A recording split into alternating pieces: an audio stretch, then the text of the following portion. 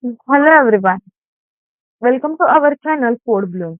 In this video, we are going to know about how to create a new file in a Python, and then we are going to know about how to print a text in a console using print function.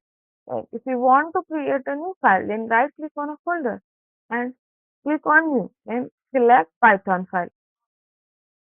Then give your Python file name, then enter. It will create your Python file with .py extension.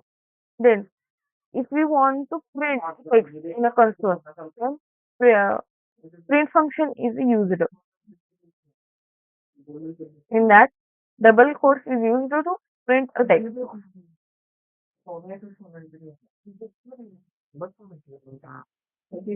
Then click on Run button. And it will print your text on the console.